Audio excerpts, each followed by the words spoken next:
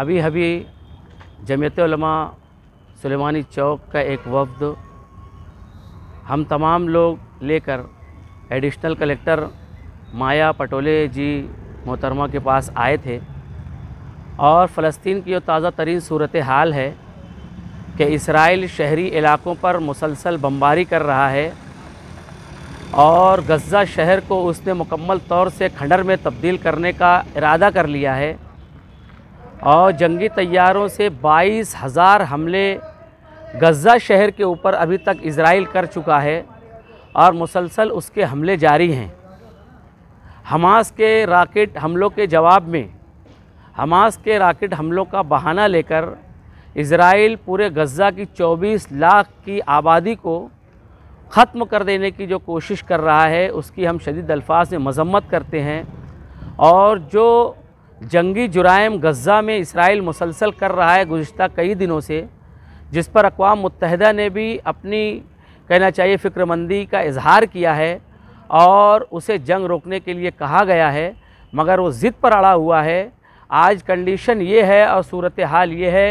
कि पूरा गज़ा 22,000 हमलों की वजह से तकरीबन खंडर में तब्दील हो चुका है। बिजली नहीं है, पानी नहीं है, दवाएं नहीं हैं और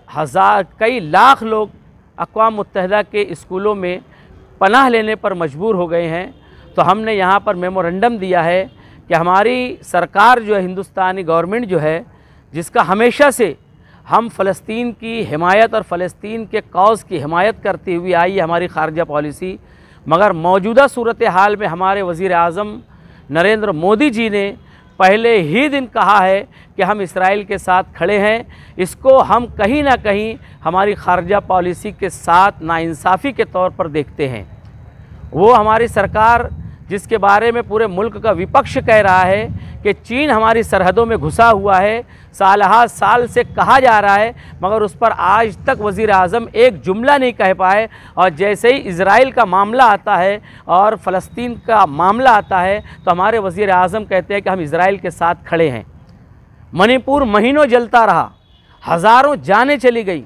मुसलसल मणिपुर सुलग रहा था जुल्म सितम की आग में। वज़ीर आज़म ने एक जुमला नहीं कहा, मगर आज इज़राइल के मामले में हिंदुस्तान की ख़ारजा पॉलिसी के ख़िलाफ़ जाकर हमारे वज़ीर आज़म कहते हैं कि हम इज़राइल के साथ खड़े हैं। ये इसके ऊपर हम अपने दुख को और हमारी चिंता और फ़िक्रमंदी को जताने के लिए हम यहाँ पर आए हैं और हमने एडिशनल कलेक्टर जी मोहतरमा को मेमोरेंडम दिया है और उनसे अपील की है कि जैसी हमारी ख़ारजा पॉलिसी थी पंडित जवाहरलाल नेहरू से लेकर डॉक्टर मनमोहन सिंह तक कि हम फ़लस्तीनी कौज़ की हिमायत करते आए थे हमेशा, उसी तरीके से हमारे मुल्क की ख़ारजा पॉलिसी होनी चाहिए और फ़लस्तीन के मज़लूमों के साथ इस मुल्क को खड़े रहना चाहिए और इज़राइल को फ़ौरन हमले बंद करने के लिए कहना चाहिए कि हमारी सरकार की तरफ से अपील होनी चाहिए। इस मुतालबे को लेकर हम यहाँ पर आए हैं।